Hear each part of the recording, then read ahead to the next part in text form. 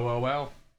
It appears you all have fallen right into my trap and unveiled my master plan to steal the 2024 championship by getting Bijan Robinson.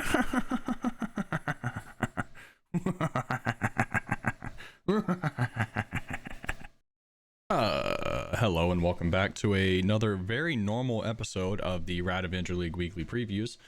Week 2. We finally got our first week in the books. Obviously, it was insanely exciting. A lot of close matchups, a lot of intrigue, not a lot of scoring. Honestly, shockingly enough, I know we kind of looked and everybody went over 100 points this week, but around the league, not a lot of scoring, a lot of big names getting blanked, and two controversial topics that happened this week. Obviously a big trade went down that stirred up a lot of controversy, and then we had the Christian McCaffrey fiasco from Monday night that kind of stirred up. I mean, it's not really a controversy, it's a part of the game, but a part of the game that is questionable, but it is in there. And I know Wade's gonna look at this and think I'm taking shots at him after the trade. I'm not. Absolutely, I would have done the same thing in a situation, but I didn't have to, so I will tell him to go to jail. So yeah, let's just like a quick summary of last week. Oh shit, all right, I clicked refresh on the page. Everybody calm down, everybody chill out. Dude, this website's getting tough. Okay, so after week 1, the standings are as so: Tim in first place, taking me down and scoring the most points. We have Raleigh in second, Wade in third, Ashley in fourth, Charlie in fifth is the lowest scoring winner.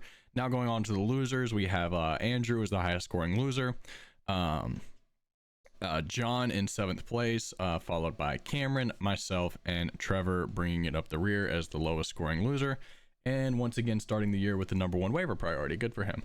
Although last year it was Wade and he got Puka, so look at that. So Wade won, or not Wade, Trevor won the Isaiah Likely sweepstakes. So great job tanking in week 1, and as the last person to take a tight end in the league, it worked out beautifully, so congratulations there on getting Isaiah Likely. Looking at some other moves that happened this week, there were a lot of them. If I gotta even find the fucking beginning of this whole thing. There were a shit ton of moves this week. So we had Isaiah Likely going to Trevor.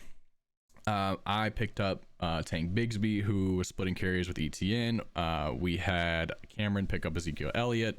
Some defensive moves. Bucky Irving went to Andrew, the backup running back in Tampa Bay that got some looks and has been kind of hot on the waivers. Alan Lazard going to Timothy after his two touchdown performance on Monday night. We'll see if he can keep that up. Brandon Cooks, who I also took a big look at, going to Cameron, who I think had him last year. Baker Mayfield going to Raleigh, Bucks homer there. I picked up Greg Dortch and then immediately dropped him for Jeff Wilson on the Achane Mostert news, which we'll talk about a little bit, multiple times today probably. And then Charlie getting his Jordan Love replacement with Matthew Stafford, finally getting rid of Samson Nakua, and then Rashid Shaheed, Deontay Johnson. Andrew picked up Deontay Johnson apparently, and then John stashing Zach Charbonnet.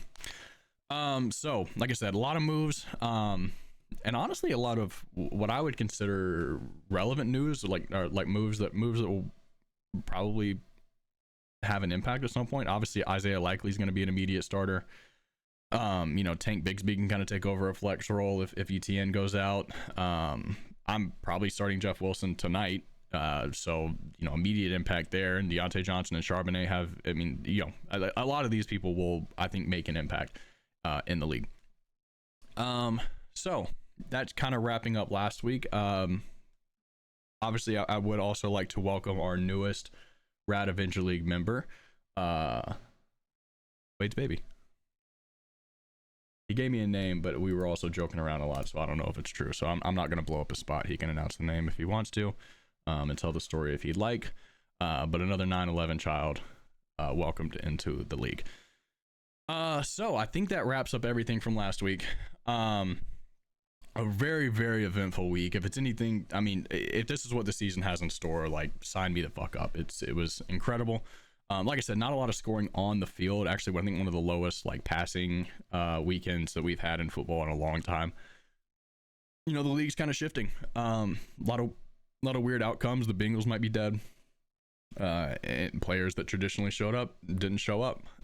So let's go ahead and kick this week off with a brand new wheel spin. Sorry.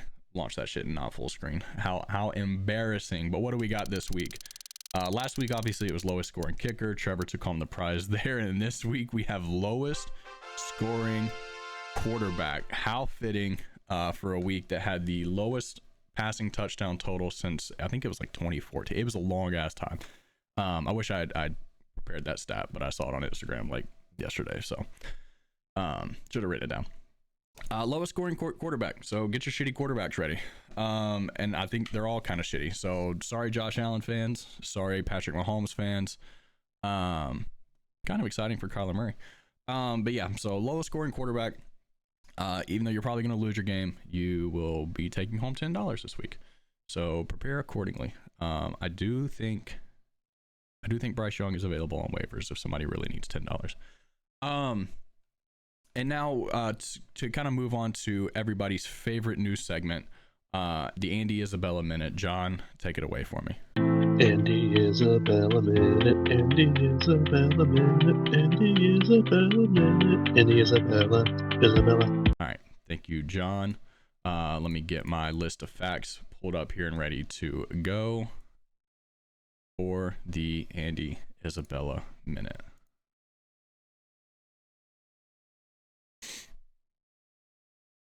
All right, so Andy Isabella attended UMass and had a pretty good college career. He was a finalist for the Biletnikoff Award, which, as most of you know, goes to the best wide receiver in college football that year. He had 231 receptions in his career for 3,526 yards and 30 touchdowns. He was drafted in the second round with pick 62 to the Arizona Cardinals in 2019. So that's kind of how the legend of Andy Isabella got its start. And as we all know, UMass has a couple famous alumni. Most famously, Richard Gere went there. He did not graduate, but he did go. And then we also have an actual alumni, Bill Pullman, did graduate there in 1980. So that's exciting. And Will Monahan, the screenwriter for The Departed, also went to UMass. And that is our Andy Isabella Minute. Thank you. All right. Let's get to some fucking football. All right, so we'll start off with our, as we do, I just go down the rankings in order of teams. So we're going to start with Timothy versus Wade. Tim, highest scorer last week, obviously piggybacking off of his, what I assume would be his number one draft pick, Jake Moody, who put up, it was 20 something points. I don't know. I stopped counting after like the fifth field goal. 26 points on Monday night. Not that he needed it, but he got them. So he comes in with Lamar Jackson playing a Raiders team that I think looked a little pathetic. I think their defense was playing okay, but I don't know what the Chargers are going to be, so it's really hard to judge what they were. The performance of the week was Saquon Barkley. 3 touchdowns in Brazil. One of the craziest catches I've ever seen from a running back. Put up, 32 points. And this is kind of what 109 yards, 23 receiving, 2 rushing touchdowns, and a receiving touchdown. Once again, that catch maybe should have been worth 30 points. That shit was awesome. So Saquon looks like he is poised to just have a monster season. We kind of saw, my bad, that look where it got to me. We kind of saw at the end of the game there, he was a little winded. So I am interested to see if the Eagles keep utilizing him like they did. Or if they try to take some of the pressure off him with Kenneth Gainwell, or maybe letting Jalen Hurts use his legs and more design runs, or, I don't know, throwing the fucking ball to AJ Brown. That would be sick. So, something to keep an eye on there is his utilization and seeing if they keep it heavy. But obviously he's efficient. He's the best player on that team, I would say. So even if they cut back his utilization, I mean, we're probably talking about a 15 to 20 point guarantee every week. Jerome Ford had an okay week. The Browns looked just dysfunctional. He ended up scoring a touchdown, which boosted his score up to 15.9. He had a solid week. I think he was benched last week. Yeah, he was for Raheem Mostert because we talked about that a bunch. So he ended up scoring a touchdown, which helped to boost his score. But 44 yards rushing, 25 through the air. Did have 7 targets, which I guess when your quarterback can't throw the ball downfield, your running back becomes a crutch, which is good for Tim. They get Jacksonville this week, who, I mean, held the Dolphins in check for a while anyway. How much of that had to do with the Tyreek Hill situation, who knows. On the flip side, we've got Mahomes against the Bengals, who just got beat by the Patriots. That game is going to be so interesting. I mean, Mahomes is going to do Mahomes things. Rashee Rice looked incredible. Xavier Worthy is the real deal. And we'll see what happens with Hollywood, if he can make it back this week or if we need to wait a little while. It doesn't really matter. Mahomes is going to, he's going to do what he does. James Conner had a really solid week against the Bills. The Cardinals just came out on fire to start that game. Kyler Murray was cooking. James Conner was cooking. 50 yards, 33 on the ground, and a touchdown. How many targets did he have? 3 or 4 targets. Ended up with 17.8 points. So he had a really good week, but a lot of that came in the first half, and then the Cardinals just kind of fell apart at the end. Kyler had the bad fumble, and then they got stopped on downs trying to take the game. And then Jordan Mason was the come up of the week. Obviously, Kyle Shanahan has the best run scheme in the league, maybe of all time. So the 49ers have always been a little bit, we forget because Christian McCaffrey is so good that the 49ers are a little bit plug and play at running back. I think most of us could probably get 55 yards and a tud if we were running the rock for Kyle Shanahan. So, Jordan Mason's explosion wasn't the most shocking thing in the world. 147 yards and a touchdown, I don't think anybody saw coming, but him being productive was never a question. And as long as McCaffrey is even limited, Jordan Mason's an auto start. He's going to be probably a top 5 running back. And honestly, from what we saw, he may even be, if McCaffrey's good to go, he may be in there. I think they're going to start using him to spell McCaffrey a little bit, so they don't put the miles on him they did last year. Miles was on the Panthers, but whatever. Tyreek Hill was almost arrested. Well, he was arrested, detained. Still played football. Was held in check for, 48 minutes, and then scored an 80-yard touchdown, which is the Tyreek Hill experience. Yeah, 4 receptions for 97 yards. So he had 3 catches for 17 yards before that touchdown. And then, there we go. The rest is history. I hate playing against Tyreek Hill because that shit happens all the time. And I don't see any reason why it won't happen tonight. Now, the same thing could be said of Malik Neighbors if his quarterback could throw the forward pass. Malik Neighbors had a very disappointing rookie debut, but that's not his fault. I say that, but that's putting unfair expectations on a rookie. 66 yards is pretty good. He gets the benefit of playing maybe the worst secondary in football this week in the Washington Commanders, who just got lit up by Baker Mayfield and Mike Evans and Chris Godwin. Obviously, those are a ton of experienced veterans, but this is kind of the litmus test for what sort of season Malik Neighbors is about to have. If he can't get it done this week, I don't think he's a bust. I think he's maybe the best receiver in this draft, but it would seem that he cannot overcome Daniel Jones if he doesn't do anything this week, would be my takeaway. And then on the other side, you have Chris Godwin, who is just, solid as a rock. It's unreal. It's unreal, this guy. He and Tyler Lockett, I said at the beginning of the year, they make me feel stupid every year for being like, oh, fuck yeah, that guy. 83 yards, touchdown, 18.3 points. Obviously, like I said, he was playing one of the worst, if not the worst, secondary in football. But Detroit's secondary isn't lights out exactly. So, they've got to, they will be better probably as the year goes on. They've got obviously Terry Arnold. They got a couple rookies. But right now, go after him. And then Garrett Wilson, the Jets struggled. I think they're still trying to find their footing with Aaron Rodgers. They had a couple good drives. Garrett Wilson had one of the most insane catches I saw this weekend when he went up and basically mossed a dude.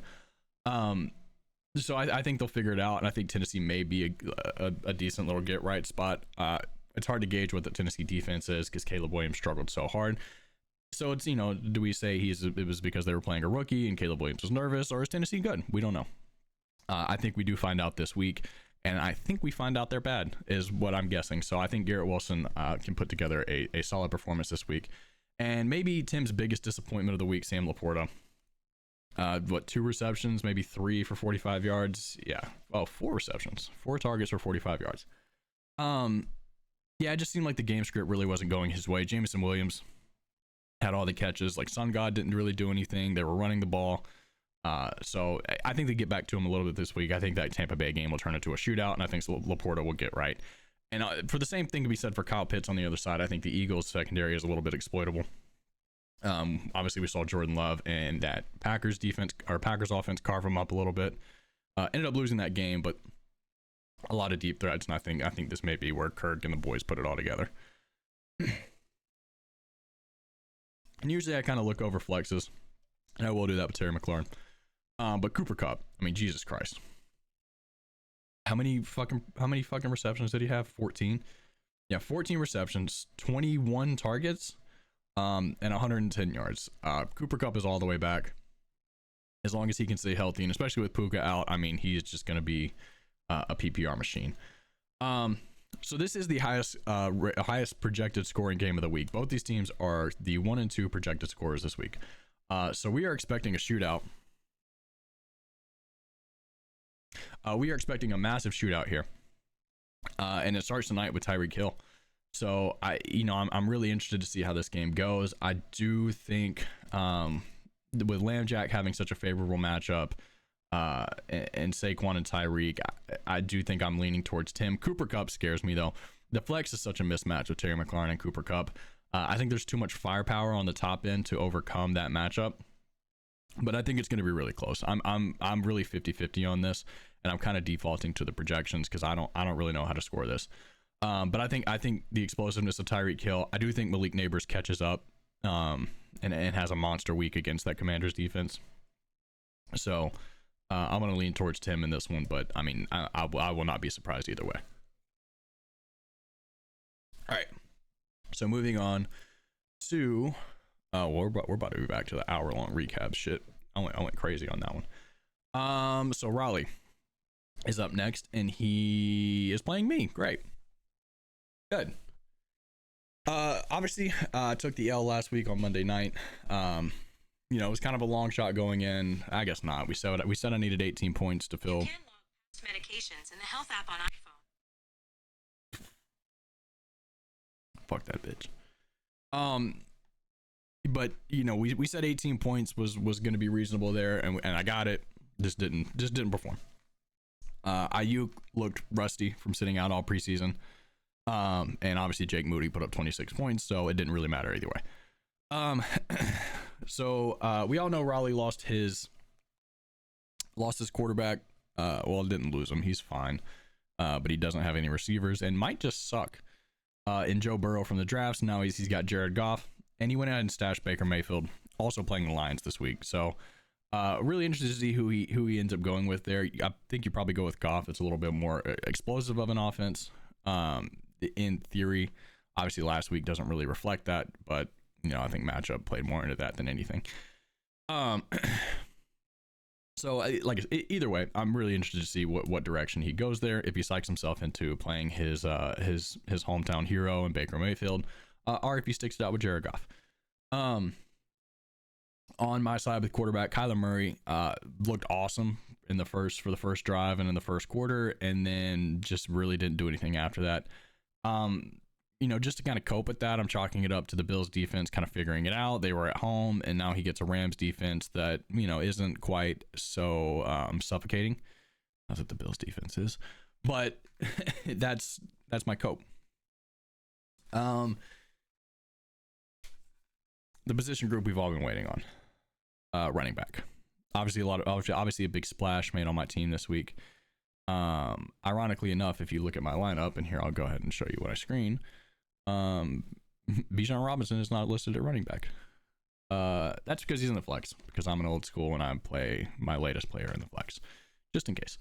So Jeff Wilson and Breece Hall will be getting the start at running back, but we all know the real starter there is Bijan Robinson, who gets the Eagles. The Eagles held Josh Jacobs in check for a little while, and he got going towards the end. Obviously, Bijan, I think, is much better than Josh Jacobs. And kind of the same thing can be said of Breece Hall, who looked pretty pedestrian on Monday and still ended up with 15.8 points. And that's with the lost fumble. So I'm not panicking on either one of them. I think this week is going to be a big get right spot for both of them. Bijan, I think this is his first primetime game. I don't think the Falcons were in primetime last year because they fucking sucked. So that'll be exciting. See if the lights are too bright for him there. Typically they're too bright for Kirk Cousins.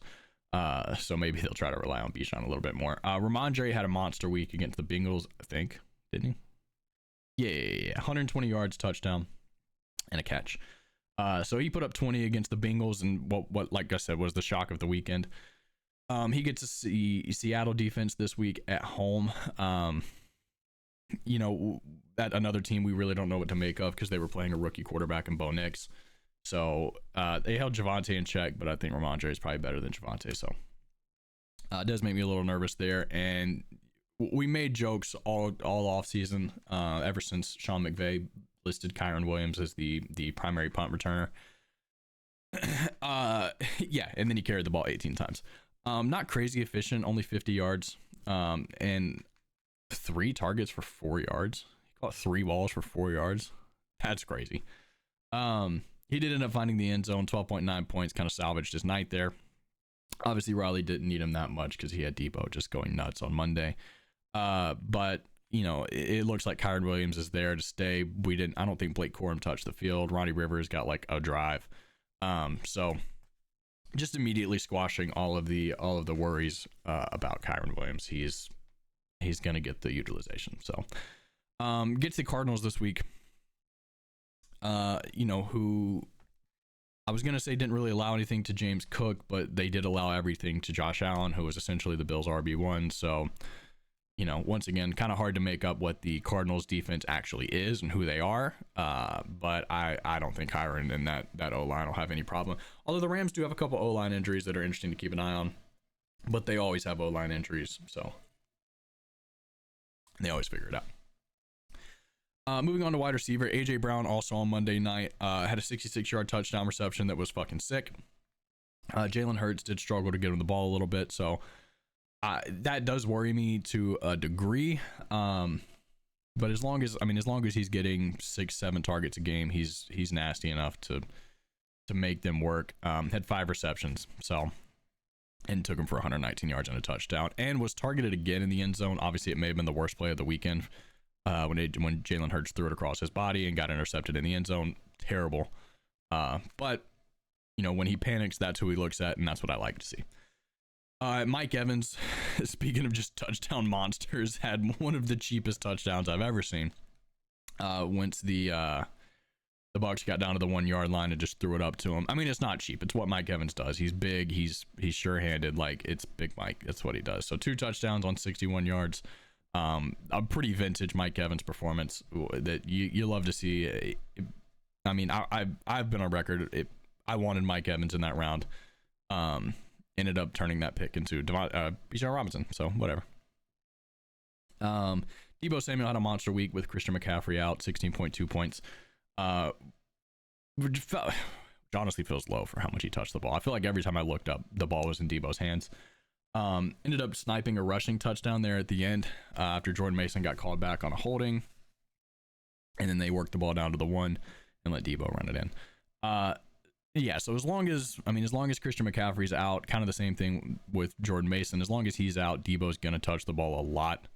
And obviously, him being in training camp while Ayuk wasn't was a big advantage because I think he was also the number 1 target. Yeah, 9 targets. Only 54 yards through the air, but still, he was the most targeted one there. I do think that starts to shift as Ayuk works himself back into shape and Purdy gets more comfortable with him being there. Speaking of Ayuk, there he is. So what's really interesting here is we get Ayuk and Deebo going head to head against a Vikings defense who improved last year. They did improve. In the beginning of the year, they were the worst defense in football, I would argue. But they improved a lot under Brian Flores. That secondary is still very suspect, and when you're talking about a 49ers defense that, or 49ers offense that can be explosive, can exploit you through the air, exploit you on the ground, I think we're going to see more of what we saw out of the Vikings defense from the beginning of the year. This was also one of the games they played last year where Trent Williams was hurt and Christian McCaffrey wasn't 100%, and they lost. So I think, there's a lot of revenge factor here. And I do tend to think that Purdy uses this as a time to get right with Ayuk. If the secondary is as bad as I think it could be, this is a big get right spot for Ayuk. So I love Ayuk here. I think Debo probably also has a monster game. I mean, honestly, I think both of us are just looking at this matchup and hoping best case scenario is probably they cancel each other out. So there you go. There's my peace offering to Raleigh there. Evan Ingram was the disappointment of the week on my team with 1 point. Travis Kelce was the disappointment on Raleigh's team of the week with 4. So I mean, no tight end scored that last week, so it's almost like I'd not even worry about it.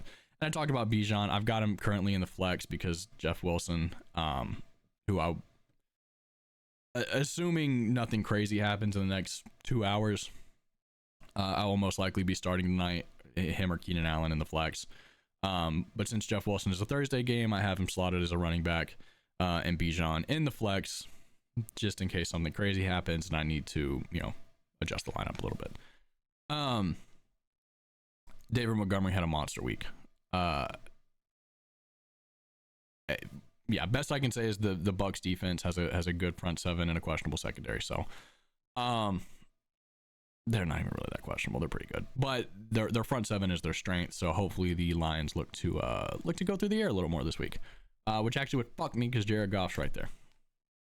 I'm basically just hoping that the Bucs defense is good enough to keep the Lions in check. I need to change defenses too. Yeah, I don't feel comfortable playing the Bears against the Texans. Or maybe I do. I don't know. I'll think about it. I hate that Raleigh has the Ravens against the Raiders. I'll tell you that much. So right now the current projections have it at 105 to 105. Pretty close. However, once you consider the fact that they have Jeff Wilson listed as a 7 projection, assuming that he's not the starter, but he will be. It gets a little more lopsided when you look at it that way. I think this is the week that Bijan and Brees show you who they are. So I think, obviously it's a long season. We've talked about it. Does the team look stacked? Yes. Is it an auto win every week? No. I do think this week it might be. So there you go. There's my official prediction. Who's in third place? I don't remember that. Wait, who we already did. So on to Ashley, who has Charlie this week in a revenge match for the Duck.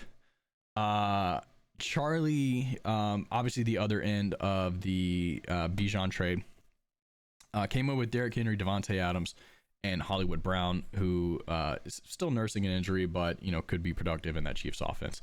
Anthony Richardson was fucking awesome. I know they lost, but he had the coolest play I've ever seen. That one where he was getting tackled and just chucked it to Alec Pierce down the field. The coolest throw I've ever seen. He was everywhere. He was everything. I think he went up against a force in the Houston Texans. But he's legit. He's here to stay. There's literally only one thing that's going to derail his career at this point, and it's injuries. If he can keep his body right, I mean, the sky is the fucking limit. And I think Shane Steichen is a hell of a coach. And he plays the Packers this week, who just got torched by the Eagles and by Saquon. So I am all in on the Anthony Richardson train. Protect him at all costs. Pray for him every week. I want to continue watching him play football until I play Ashley. Having said that, his number one target. So Ashley set up the Richardson Pittman stack. Pittman got 31 yards. So it'll be interesting to see if they try to get him a little bit more involved and get the ball to him a little more. Obviously there were just bombs everywhere to Alec Pierce. he had a couple missed touchdowns to AD Mitchell, where he was running just wide open down the field and he just overthrew him a little bit. But I am interested to see if they try to get Pittman more involved in pushing it downfield.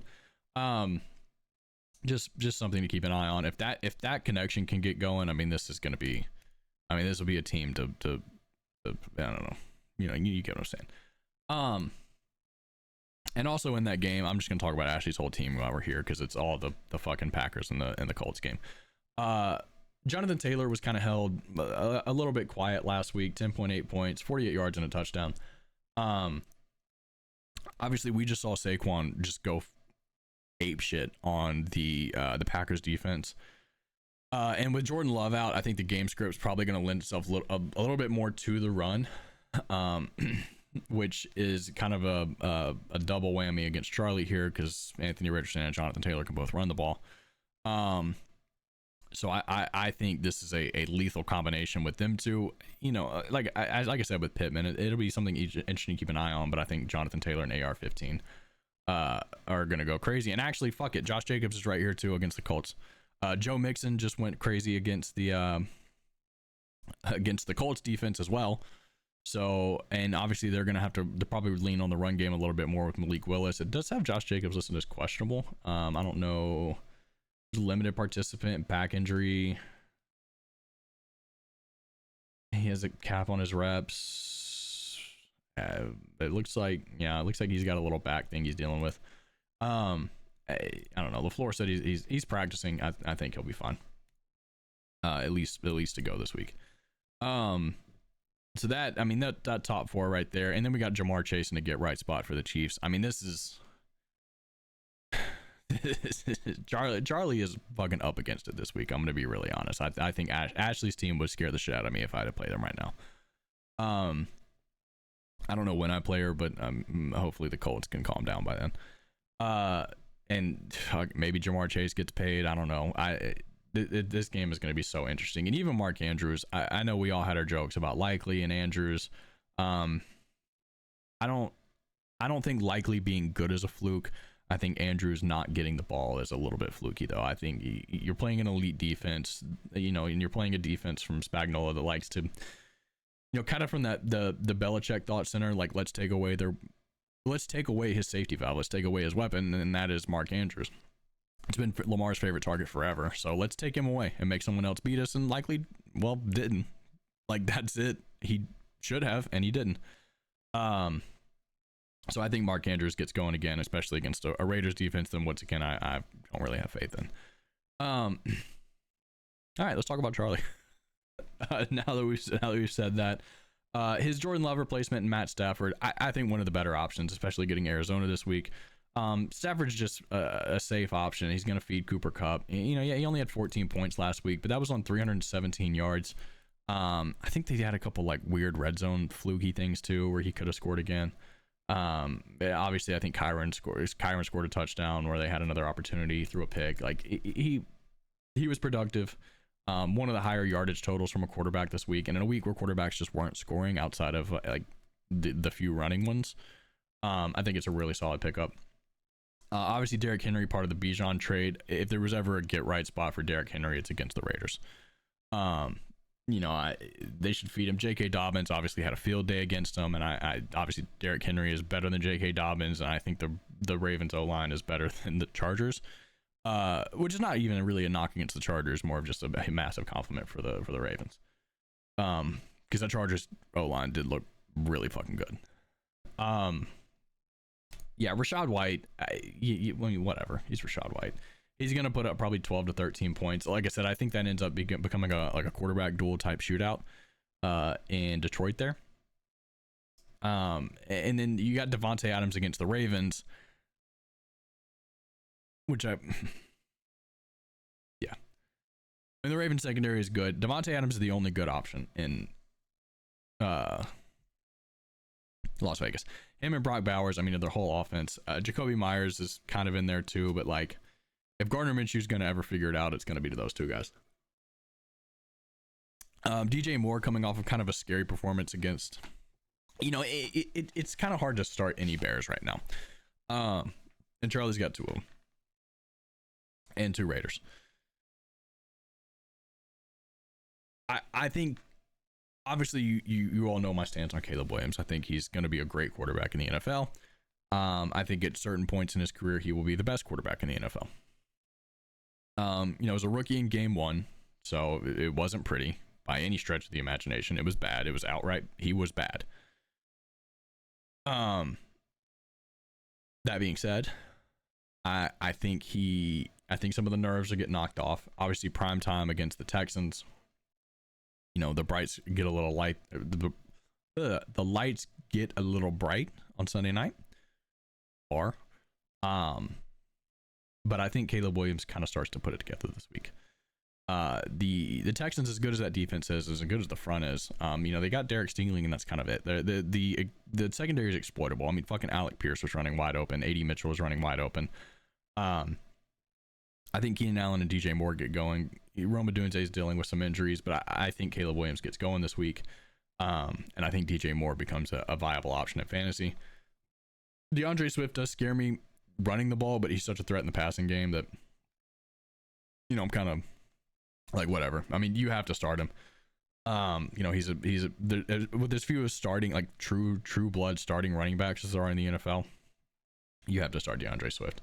So I'm gonna project Ashley with the win here. I mean that she only has to watch one game. Just watch the Colts and the Packers play each other, and that's it. That's not why I'm picking her, but I do think the Colts run roughshod on the Packers this weekend. So I'm gonna go with her. Are we down to only one game? No, we have 2 left. Damn, I just be yapping. Okay, so that it was gonna put us with Andrew against Trevor as our next matchup. Two running quarterbacks here. We have Jaden Daniels and Jalen Hurts. I've said my piece on Jalen Hurts. I think he missed a couple bad throws. Obviously, he had maybe the worst interception of the week. But his legs are always going to keep you in the game. He ended with 16 points, which normally I would say is a disappointment. But once again, I think most quarterbacks just didn't do anything this week and had 2 horrific interceptions. So, you know, they're knocked off another 4 points there, and he lost a fumble. He had 3 turnovers. I guess I knew that, but when I say it out loud, it sounds really bad. So, I mean, he had potential there for a lot more, and obviously one of those interceptions was in the end zone. So, I mean, that's a 6-point flip right there. So I'm not worried about Jalen Hurts. I think he's going to be fine going forward. Jaden Daniels is the only bright spot on the Commanders at all. Had 2 rushing touchdowns. You know, his passing left a little bit to be desired, but he really doesn't have weapons to throw to. But 88 yards and 2 touchdowns when, you know, it's either find Terry McLaurin or run. Those are his 2 options. And yeah, spoiler alert, you just triple cover Terry McLaurin and he's got to run. So good for him. He gets a bad Giants team this week. That'll be... I think that sneaky might be a really good game. It's going to be ugly, though. Don't get me wrong. That's 2 teams that are just dog shit and, like, will continue to be dog shit maybe forever. But bad defenses can make anybody look good. So I'm really interested to see that. Kamara against the Cowboys. I mean, it's the same. We don't know what the Saints are. They killed the Panthers. It didn't really matter.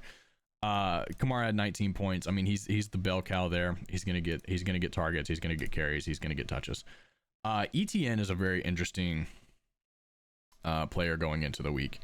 He scored a touchdown at 44 yards rushing, scored a touchdown, and was running into the end zone for a second one before he fumbled and gave the Dolphins the win. So a lot of implications there. Obviously, that in itself was like an 8-point swing. Damn, Trevor has lost like 12 points on weird turnovers this past week. So like an 8-point swing there.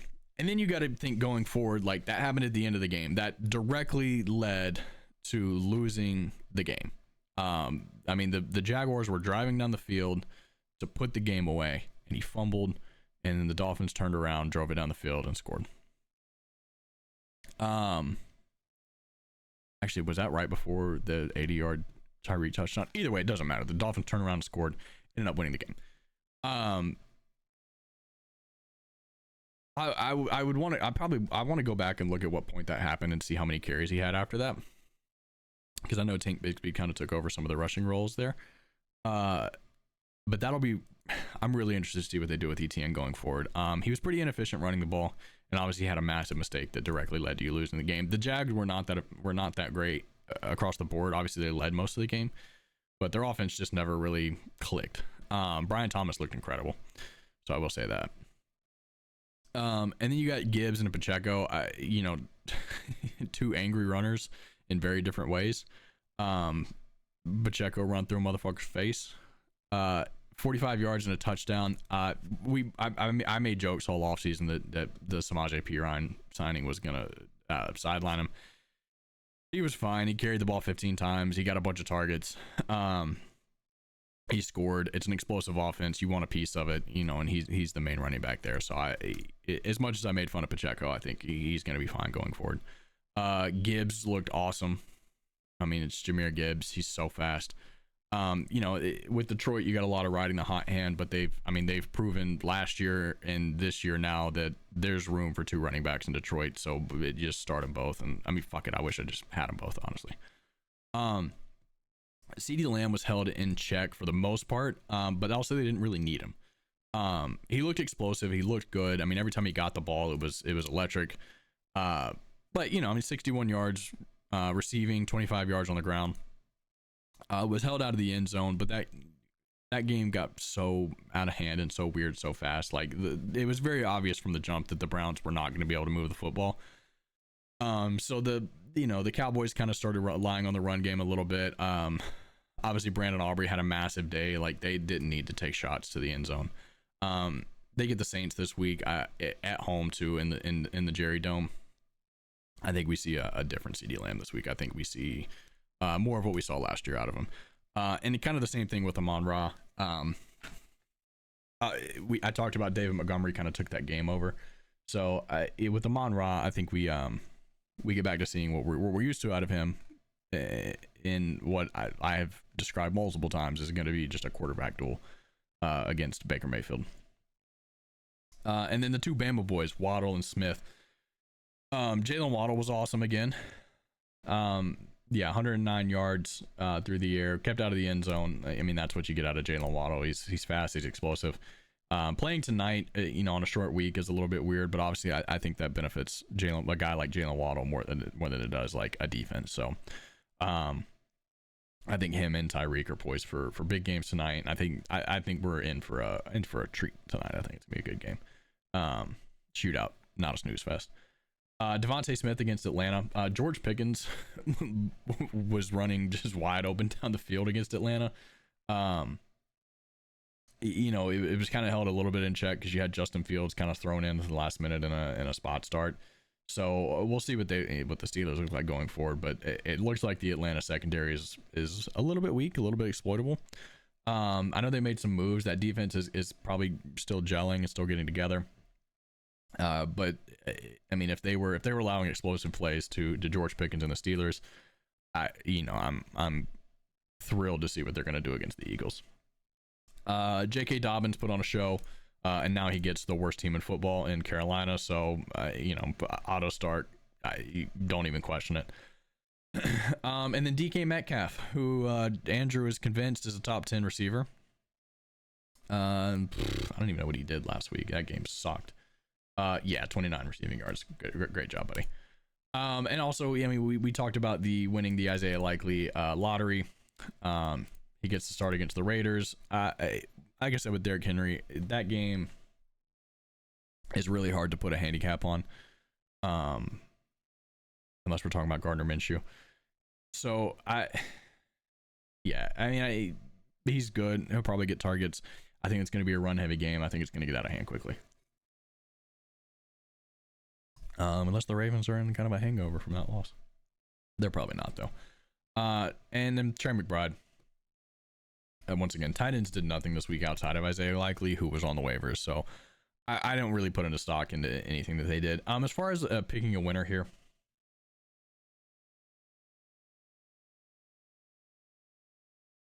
Sorry, a message came across the Discord. As far as picking a winner here, it's kind of tough, actually. I think I would probably lean. Man, this is actually hard. A lot of these like spots are even. I love Gibbs, but you know I kind of like Amon Ra there. CeeDee Lamb's gonna come back. I think the tiebreaker for me is gonna be J.K. Dobbins versus DK Metcalf in the flex, and I think I'm gonna go with Trevor as the winner here. A lot of these other positions I see canceling each other out, and I think that is gonna be your difference maker. So last but not least, we have Cameron versus John. Cameron, much maligned lineup, and was in position to get the win, should have gotten the win, and then all of a sudden we got a McCaffrey inactive. So the getting fucked of the week goes to Cameron. That was just, I mean, crazy. The CJ Stroud, Diggs, mix and stacked worked. It looks like most weeks it's just going to work. You know, I talked about Ashley, and I've talked about him having kind of the three-way AFC South stacks. I talked about my own reservations with that lineup. And I can talk about it all I want, but they look like they fucking work. So, and now they get, but they do get a tough Chicago defense this week. You know, we kind of saw the Titans come out and put up a 17 early points. Some of that had to do with the defense, or the Chicago offense putting them in some sticky situations. But the Titans didn't score in the second half. And there were a couple takeaways. You know, special teams made some plays. So that is a good defense that they have to go up against on Sunday night. I still love all three of these guys. I love that stack there. I mean, obviously the interesting thing here with CJ Stroud, Joe Mixon, and Stephon Diggs, by the way, since you can't see the screen, if you needed that. Obviously the big question is does McCaffrey play this week?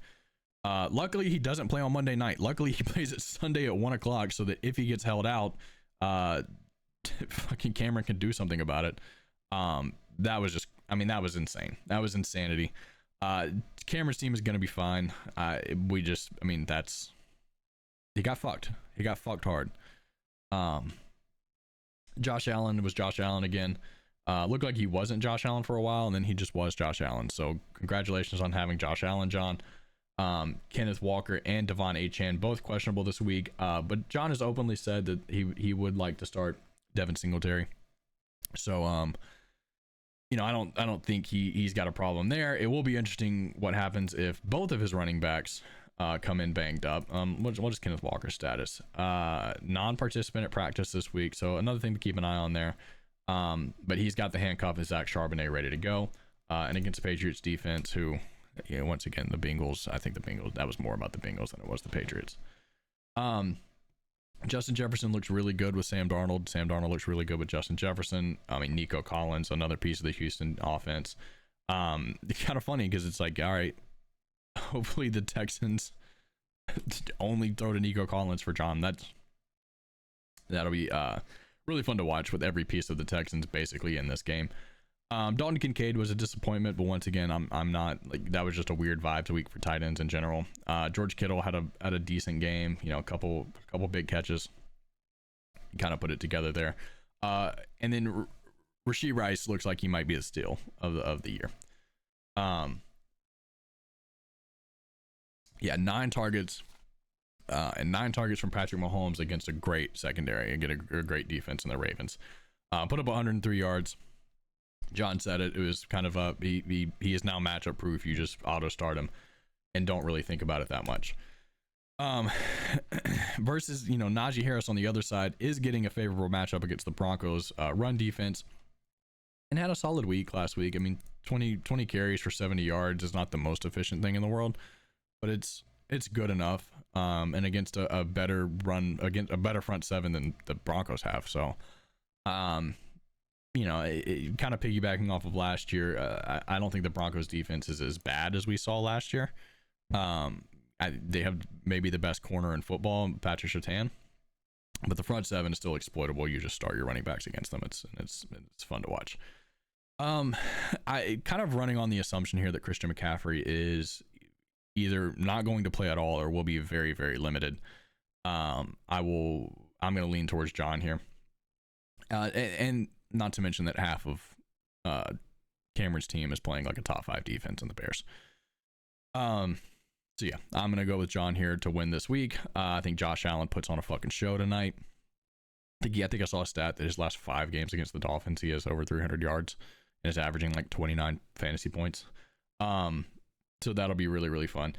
Even with Achane out, like you said, Devin Singletary against the Commanders is a fine villain. That's everybody, right? That's all 5 games. Perfect. Well, good luck, everybody. Hopefully this week is as entertaining as last week was. Yeah. Good luck. Have fun.